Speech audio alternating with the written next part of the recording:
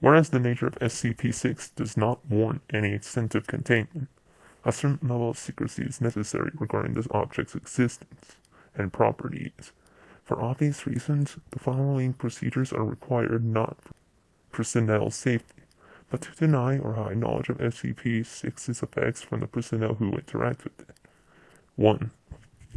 All personnel interacting with SCP-6 in any physical way are required to wear modified Class 6B and C suits.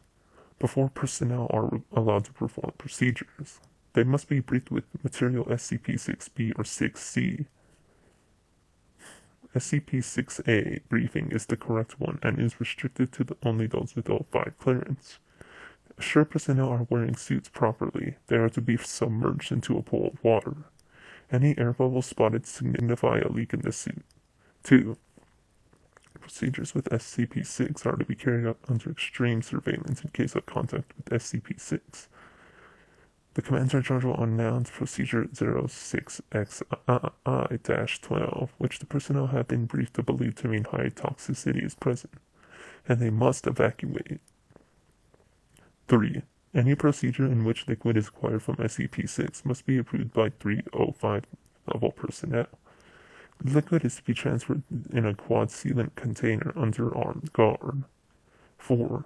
If at any time personnel come into contact with SCP-6 or liquid from SCP-6 are to be confined and terminated after sufficient studies are done. Due to the nature of SCP-6, the most effective termination method is incineration. For full report, see SCP-6-05. Description: SCP-6 is a very small spring located 60 kilometers west of Astrakhan. Foundation Command was aware of its existence since the 19th century, but were unable to secure it until 1991 due to political reasons. On the spot of the spring, a chemical factory has been constructed as a disguise, with the majority of laborers under Foundation or Russian control. The liquid emitted from the spring has been chemically identified as simple mineral water in 1902, but has the unusual property of health.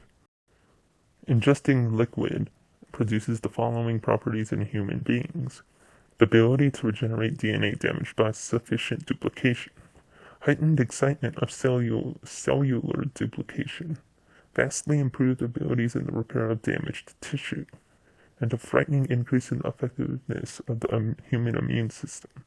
Upon testing the liquid on animal subjects, hostile bacteria and viral agents were destroyed immediately. Many reptiles and birds were unaffected, while higher primates experienced the same benefits as humans.